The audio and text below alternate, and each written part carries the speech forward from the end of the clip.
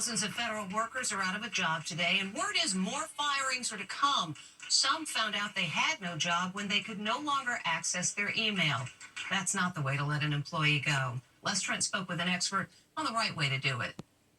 There are calls for Elon Musk to show more compassion when he fires all those U.S. government workers. If I could say one thing to Elon Musk, it's like, please put a dose of compassion in this. These are real people.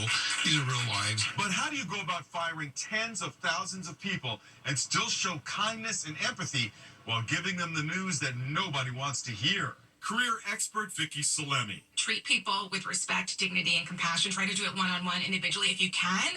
In person, bring tissues. This is a life-changing event for them. In 2022, the CEO of a mortgage company came under fire for using a Zoom call to fire 900 people. Your employment here is terminated, effective immediately.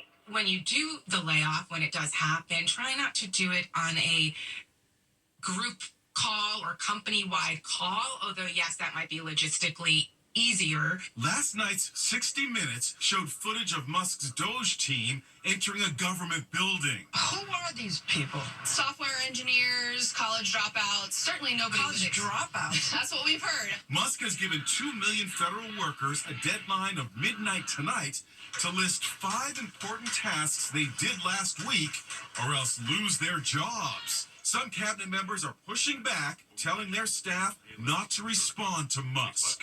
President Trump is backing Musk with this post showing SpongeBob SquarePants mocking federal employees. Under Got Done Last Week, SpongeBob writes, cried about Trump, cried about Elon, made it into the office for once, read some emails, and cried about Trump and Elon some more. And meeting with French President Macron today, Trump called Musk's deadline a great idea.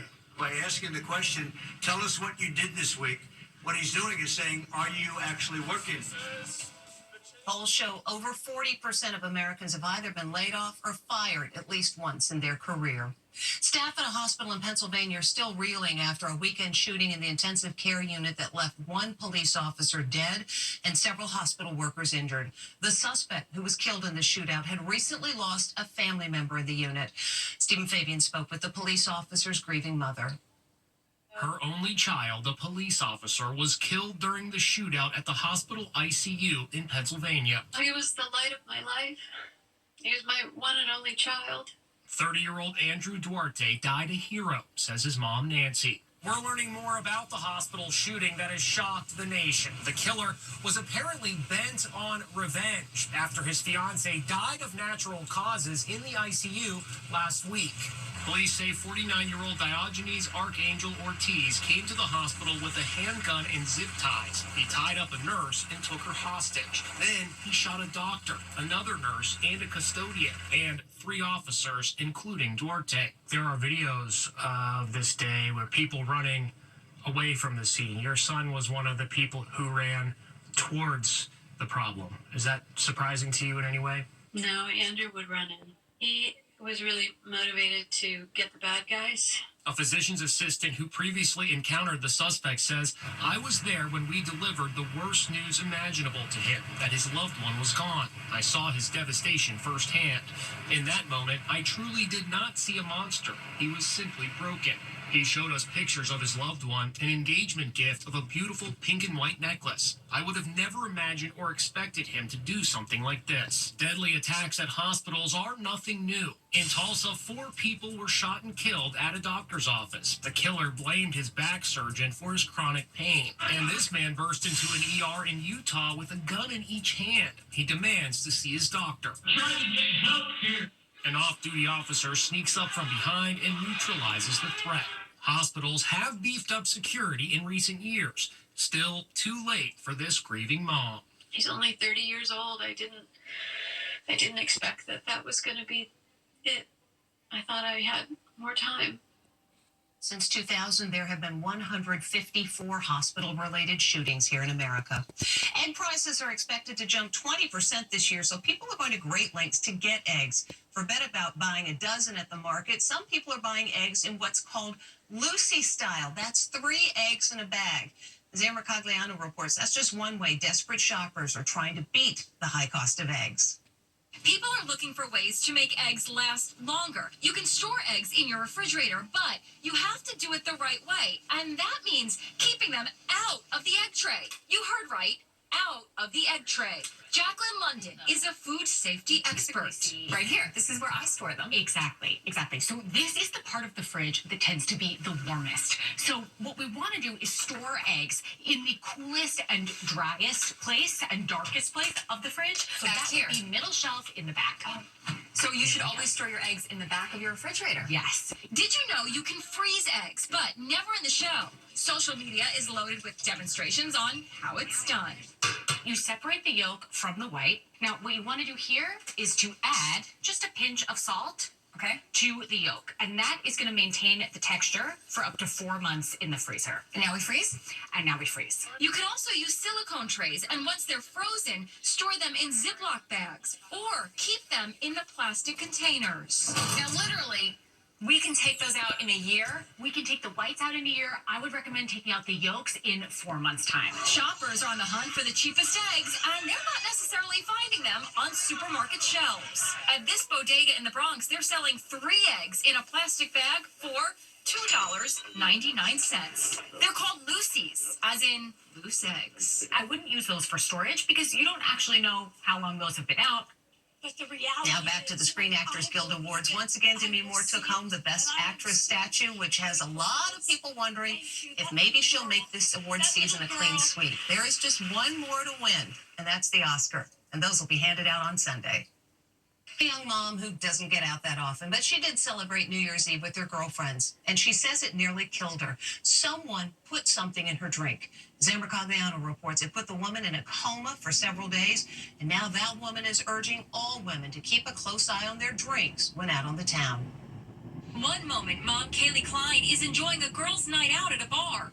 An hour later, she's convulsing at home, not able to speak, as paramedics treat her mysterious symptoms. What I'm trying to figure out here right now is if we're actually having a seizure. Her fiance is panicked. She couldn't walk, gagging and coughing, and told me she was on fire. The mom of 2 slipped into a coma. It was touch and go for 4 excruciating days. It wasn't until she heard a video of her children playing did she awaken. It was scary to know how close I was to not waking up again. She thinks she knows what happened. I was roofied. Then came the shocking diagnosis. The 23-year-old mom was a victim of antifreeze poisoning. Do you ever think in a million years that someone would spike your drink with antifreeze? No, I didn't even know that was a thing. Antifreeze prevents car engines from freezing. What was the intention here? If it's the individual that I think it would be to, I want to say, date rape. To date rape? Yes. The mom says she had asked a girlfriend to watch her drink while she went out onto the dance floor. When she returned, she says she saw a guy holding her drink. Earlier in the evening, she says he had tried to pick her up, but she had turned him down. Hi, my name's so-and-so, and you were very attractive. Kaylee says the drink she had at the Silver Dollar Bar in Cody, Wyoming, tasted overly sweet. I just thought that they had overpoured the syrup. Now, 2 months later, Kaylee is still trying to recover from the poison that left her vocal cords and organs damaged. How is this a cautionary tale for anyone drinking in a bar or a restaurant? I wouldn't trust anybody. Buy your drink directly from the bartender and make sure that nobody else touches it. Local police have investigated. They've turned their findings over to the district attorney. We'll be back with more Inside Edition right after this.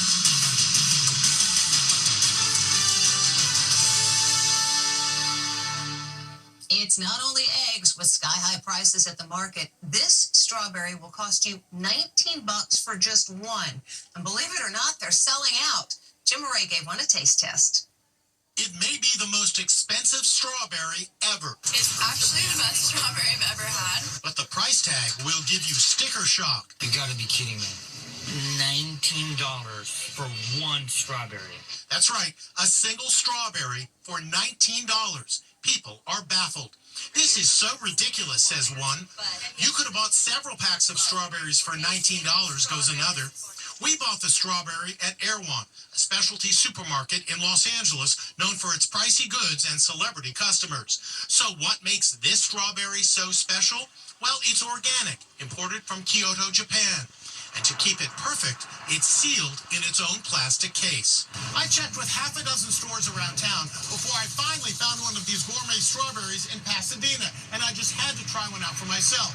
Incredibly, the cashier told me they were selling out fast. Okay, here goes.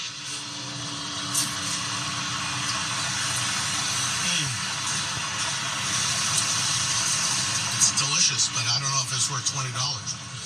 Ladies and gentlemen, there you have it. When we come back, the fastest baby in America.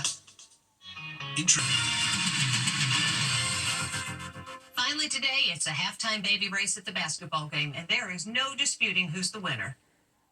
And they're off.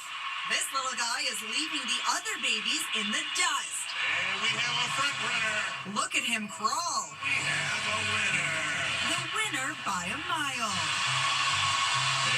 And that little guy's being called the greatest participant in the history of baby crawl racing. That's Inside Edition. Thanks for watching.